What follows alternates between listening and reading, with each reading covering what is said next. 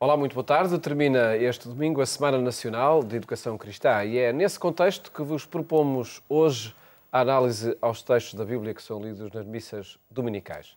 São para isso convidados do programa Eclésia o Frei José Nunes, professor da Faculdade de Teologia da Universidade Católica Portuguesa, e o Padre Tiago Neto, diretor do Departamento da Catequese do Patriarcado de Lisboa. Muito boa tarde, obrigado por estarem neste programa.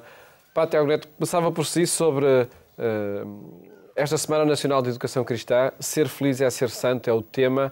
Este tema, está em sintonia o tema com esse ambiente da educação cristã e até que ponto? Sim, esse tema surge um bocadinho naquilo que é a recepção da exortação do Papa à alegria da santidade, podemos dizer assim, alegrai-vos e exultai. O Papa faz um longo discurso nesse texto sobre as bem-aventuranças e, no fundo, é nesse contexto que se situa este tema, ser feliz é ser santo, a santidade como algo que tem a ver com a felicidade da pessoa, com a sua realização. Podemos dizer que em ambientes da catequese, por exemplo, ou outros da educação cristã, talvez não seja a melhor metodologia começar a falar da santidade. Eu acho que sim. Acho que é por aí que nós temos que dar horizontes aos jovens e aos adolescentes e às crianças que trabalham connosco, também aos catequistas, e, portanto, ter largos horizontes e horizontes de santidade, no fundo, são horizontes que nos fazem ver mais além, para além daquilo que vemos todos os dias. Penso que isso é muito importante.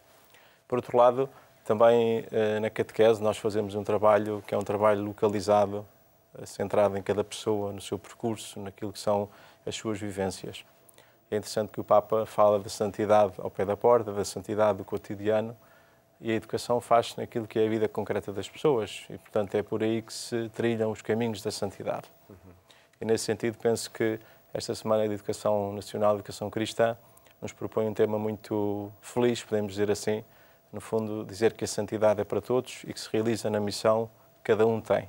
Não é? Neste sentido, também o Papa fala muitas vezes, eu sou uma missão, e, portanto, descobrir a missão que cada um tem é descobrir a santidade, e é nesse sentido que a catequese ajuda também a aprofundar aquilo que é a vocação de cada um, aquilo que é a sua realização, o caminho que cada um tem que fazer.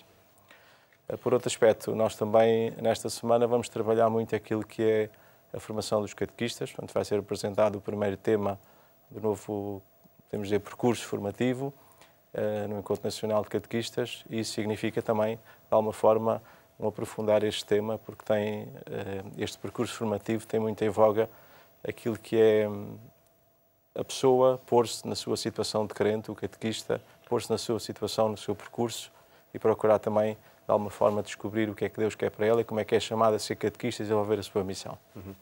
Perguntava-lhe ainda, esta semana, até que ponto pode marcar o que são os encontros nas comunidades paroquiais, nomeadamente em torno da Eucaristia? É uma iniciativa lançada a nível nacional, mas com depois repercussão em cada paróquia? Sim, atualmente penso que esta semana não tem assim muita localização paroquial. Portanto, as catequeses já começaram, portanto, habitualmente também este tema passa um bocadinho despercebido àquilo que é a maioria dos catequistas e das comunidades, mas de qualquer modo, havendo esta jornada de catequistas ou de formação de catequistas, penso que ajuda um bocadinho a marcar o percurso esta semana.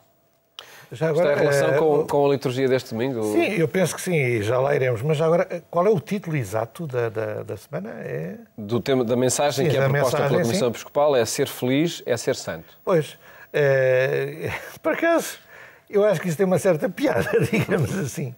Porque isso é uma coisa que Jesus diz muitas vezes nos Evangelhos, que o Papa, por acaso, também disse aqui nesse texto que escreveu sobre a santidade, e que vem na Bíblia, que é um bocado isto. Tu queres ser feliz? Uma pergunta. Queres ser feliz? Quero. Então ser santo. Queres ser feliz?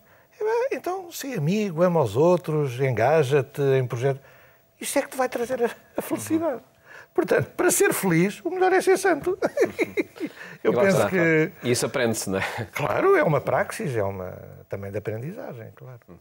E em cada semana acreditamos que a liturgia da palavra que é proposta nas Eucaristias é um ambiente ótimo para essa aprendizagem. Nós vamos analisar, eu vou pedir-vos para analisar os 3 textos que são lidos na missa deste domingo, começando por ouvirmos o texto do Evangelho pela voz de Luís Miguel Sintra. Naquele tempo, quando Jesus ia sair de Jericó com os discípulos e uma grande multidão, estava um cego chamado Bartimeu, filho de Timeu, a pedir esmola à beira do caminho. Ao ouvir dizer que era Jesus de Nazaré que passava, começou a gritar: Jesus, filho de Davi, tem piedade de mim! Muitos repreendiam-no para que se calasse, mas ele gritava cada vez mais: Filho de Davi, tem piedade de mim! Jesus parou e disse: Chamai-o. Chamaram então o cego e disseram-lhe: Coragem, levanta-te que ele está a chamar-te. O cego atirou fora a capa, deu um salto e foi ter com Jesus. Jesus perguntou-lhe: Que queres que eu te faça? O cego respondeu-lhe: Mestre, que eu o veja. Jesus disse-lhe: Vai, a tua fé te salvou. Logo ele recuperou a vista e seguiu Jesus pelo caminho. José Nunes, o que nos pode ser dito sobre esta determinação do cego, Bartimeu, e sobre o milagre de Jesus? Tanta coisa. Bem, a gente dirá algumas também, enfim, que nos toquem mais ou que nos lembremos, tanta coisa. Bem, para já, olha, talvez até relacionando com aquilo que estávamos a dizer há pouco, sobre a semana da educação cristã e das catequeses e enfim, e do percurso para a santidade. O Papa, no seu texto sobre a santidade, diz que ser santo é recusar uma vida medíocre.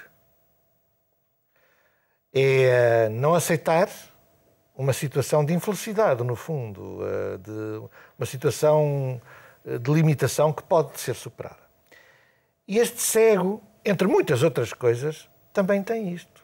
Ele não se resigna à sua cegueira. Ele quer mais. Ele quer mais. Ele quer ver. Ele quer deixar, no fundo, alguma mediocridade da sua vida. Claro que há aqui uma certa passagem que é necessário fazer entre o que estávamos a falar da santidade e aqui o texto do cego. Mas o cego quer avançar. É que há pessoas que não querem. Há pessoas que vivem grandes limitações, ou de saúde ou outras, e nós podemos lhe perguntar assim: mas tu queres realmente mudar de vida? Olha que é possível. Tu estás disposto a mudar? E a pessoa tem medo de mudar e não quer. Vou dar aquele exemplo estafado já, ou do sem-abrigo ou do pedinte, que não quer deixar aquela vida, porque também já se acostumou àquilo. E pode-se lhe dar às vezes uma possibilidade: mas podes deixar a rua. O francês, o típico, não é? O clochard, não é? Aquilo era quase uma filosofia de vida, o viver na rua. Não é? E, portanto, é preciso querer. E este cego queria. E ao querer sair da sua vida limitada, ele acredita que Jesus o pode conseguir. Tem fé. Portanto, também é um exemplo de fé. Não é? Portanto, é um exemplo de alguém que quer progredir, é exemplo de alguém que tem fé em Jesus, que confia em Jesus. E também é exemplo de que, isto agora já mais simbolicamente, e um pouco todos nós, de que só Jesus é que nos pode abrir os olhos. Há muito tipo de cegueira. Ele era cego no sentido físico da expressão, da palavra. Mas todos nós somos um pouco cegos. Não é? Toda a gente é um pouco cega. E as sociedades podem andar cegas. E Jesus é que abre os olhos. Jesus, quer dizer, o Evangelho de Jesus é que realmente mostra como a vida pode ser bela, como vale a pena viver, como Deus é Pai, como nós somos chamados a ser uma família. Mas Jesus é que nos abre esse horizonte. Jesus é que nos abre os olhos, não é? E nos tira das nossas cegueiras. Bem, enfim, é tanta coisa. Vamos ouvir o Padre Tiago Neto também. É interessante ouvir este comentário, também perceber um bocadinho que no texto do Evangelho os discípulos impedem ou tentam impedir este homem de saber de Jesus.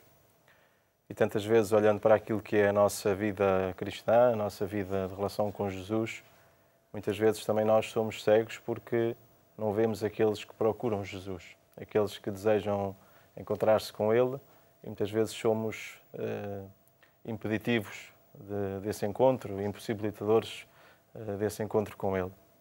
E quando falamos de educação cristã e também daqueles que são agentes da educação cristã, olhando para aquilo que é a nossa história, muitas vezes aqueles que são agentes de caminho para Jesus tornam-se empecilho.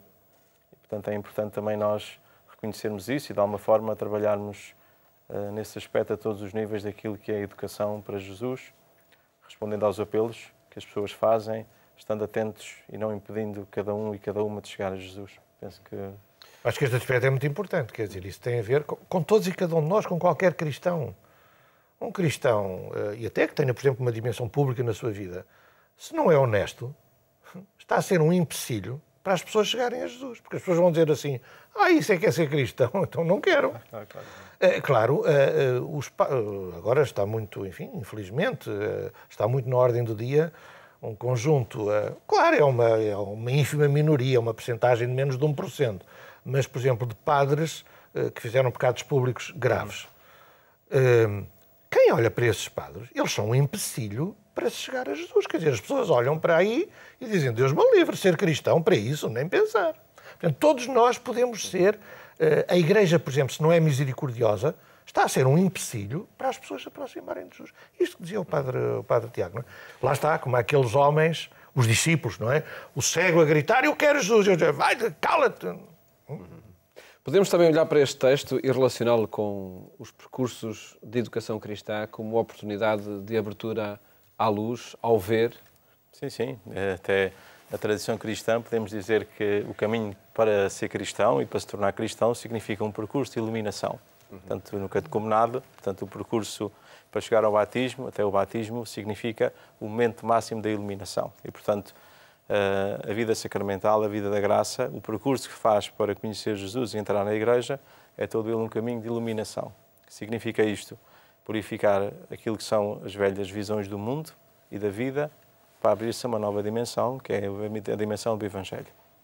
E, neste sentido, é muito interessante que este homem larga tudo o que tem, o pouco que tem, não é a capa, e pouco mais, e, portanto, perceber que ser cristão também significa essa opção radical por Jesus, implicando deixar muita coisa. É interessante que, previamente a este Evangelho, nós vamos escutando como é que os discípulos têm pretensões em ter muita coisa, quando aquilo a que Jesus convida no Evangelho é deixar muita coisa. E, portanto, de alguma forma, quando falamos de vida cristã, e isso é uma dificuldade que nós hoje temos, é propor a radicalidade do cristianismo, da fé cristã, implicando deixar coisas. Hoje em dia temos uma grande dificuldade porque as pessoas têm muita coisa e apresentar a proposta cristã como um deixar muita coisa, por um lado é uma dificuldade, por outro lado é uma oportunidade. E propondo opções definitivas, sim, não é? Sim. Definitivas, há muita gente que de alguma forma abraça aquilo que é a dimensão religiosa e abraça o cristianismo por uma certa pacificação com a vida e por uma certa, podemos dizer, austeridade naquilo que é viver. Portanto, há um dispensar de tanta coisa que as pessoas procuram então conhecer o essencial. O essencial tantas vezes é invisível e não tem muita coisa para nos entreter, ao fazer no caso do cego Bartimeu, isso aconteceu de forma miraculosa e repentina, não é? Depois outras histórias, outros percursos são sempre diferentes. Mais diferentes, exato. Porque era isso que eu estava a pensar. E para uns significa, o deixar coisas significa deixar, por exemplo, alguns bens materiais e, portanto, ser um pouco mais austero. Mas para outros, entrar numa nova onda, numa nova dinâmica evangélica, é deixar certas ideias, certos preconceitos.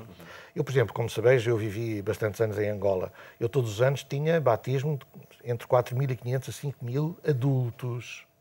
O que é um catecúmeno? É alguém que durante 3 a 5 anos, neste caso, ia deixando de lado muita coisa para se ir aproximando e um dia ser batizado. Tinha que deixar muita coisa. Costumes antigos, práticas culturais antigas, vícios, muita coisa. Ideias. Lá está. Portanto, há que deixar muita coisa para encontrar o essencial, como estava a dizer o Padre Tiago. Vamos avançar nesta análise que fazemos aos textos da Bíblia de domingo, que são lidos nas missas de domingo, para a primeira leitura.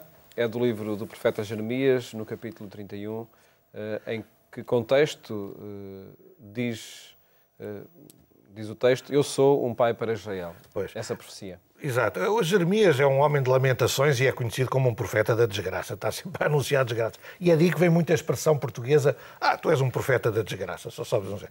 Mas neste texto é o contrário. Finalmente ele também diz uma coisa de esperança e não de desgraça, não é?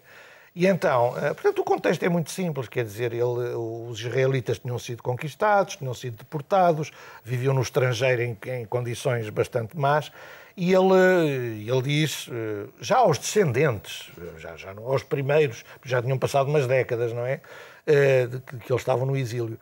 E então Jeremias anuncia-lhes, dá-lhes uma palavra de esperança, dizendo: Deus é Pai, Deus é o Deus da aliança, da promessa, é fiel e vai-vos libertar. E, portanto, o dia do Senhor chegará. Isto é, vocês hão de voltar do exílio à terra prometida, à terra onde correrá leite e mel, enfim, pronto.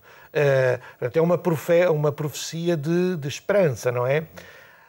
A lembrar-nos, talvez, eu gosto sempre de, depois de compreender a palavra de Deus, no nosso tempo, quer dizer, porque isto de estar a fazer a interpretação da Bíblia, a saber bem quem foi o autor, em que ano é que ele escreveu, em que época, em que circunstância cultural, qual era o sentido original do texto. Bem, tudo isso é muito importante. Mas se eu não faço atualização da palavra de Deus para hoje, a que é que isso me interessa? Aquilo é um tesouro que está lá, é arqueologia, é uma coisa do passado, não é? Pode ser muito interessante, mas não me diz grande coisa. Ora, nós imaginamos, como é que o profeta Jeremias hoje anunciaria isto? Um mundo diferente, uma vida nova. Em que o coxo saltará, em que o cego verá. Se calhar com coisas deste género. Olha, deixará de haver trabalho infantil. Olha, deixará de haver tráfico de pessoas humanas. Olha, deixará de haver desemprego. Olha, deixará de haver fome, miséria e guerras.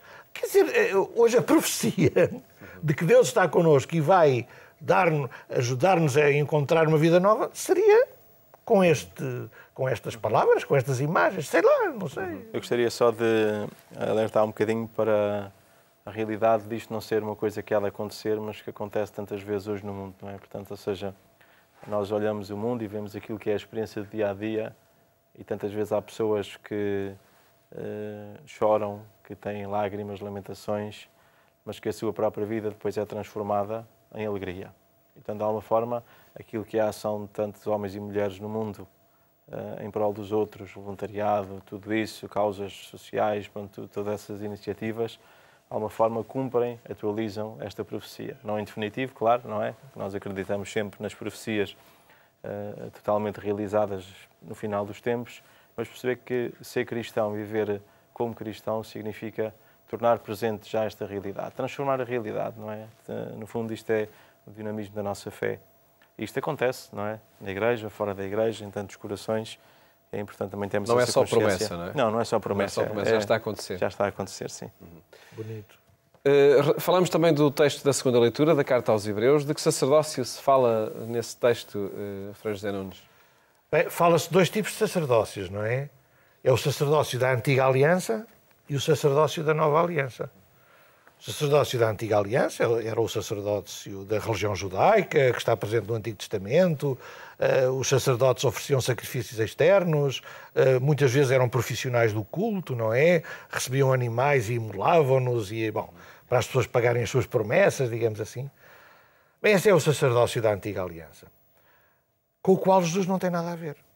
A Carta aos Hebreus diz muitas vezes que Jesus não era sacerdote, não era de família sacerdotal, não era levita. Jesus não oferece sacrifícios externos. Jesus não tem nada a ver com esse sacerdócio, que é um sacerdócio que existe em todas as religiões. Existia no judaísmo, existe nas religiões do Oriente e pode existir no cristianismo. Jesus não tem nada a ver com isso. Aliás, creio que foi o padre Tiago que logo no princípio da nossa conversa de hoje lembrava isso, quer dizer, a vida do cristão é uma entrega. É uma entrega. E isso é que é o sacerdócio da Nova Aliança. Jesus é o sumo sacerdote da Nova Aliança, por excelência. Porquê? Porque entregou a vida. Gastou a vida pelos outros. Pôs-se ao serviço dos outros, não é? E esse é que é o sacerdócio. Não é oferecer sacrifícios, é sacrificar-se ele próprio. Não é? E esse é que é o sacerdócio da Nova Aliança, não é? Que é muito bonito. Não é? É interessante aqui também quando falamos da Antiga Aliança e do sacerdócio da Antiga Aliança, perceber esta realidade que tem a ver um bocadinho com a nossa vida também de padres, podemos dizer isso, que é que também nós estamos revestidos de fraqueza. Portanto, é interessante, Santo Agostinho dizia que estava entre os cristãos como um igual, mas que exercia o seu ministério para eles. Portanto, sou bispo convosco, vou para vós, e convosco sou cristão. Era um bocadinho esta relação do ministério para os irmãos, mas uma igualdade fundamental, tendo em conta aquilo que é a nossa condição humana. E, portanto, falando um bocadinho daquilo que é a vida sacerdotal e da experiência de ser padre, penso que nós participamos um bocadinho desta fraqueza, mas isso não deve servir de desculpa para nada, não é? Não deve tirar a exigência à nossa vida. Penso que isso é importante, ou seja, é uma fraqueza que é manifesta, que é real, que é natural, mas é uma, como diz São Paulo, uma fraqueza fortalecida pela graça de Deus. Por outro lado, também, olhar um bocadinho aqui para este sacerdócio de Cristo. Portanto, diz que não foi Cristo que tomou para si a glória de ser sacerdote, mas foi Deus que o escolheu, foi Deus que o chamou.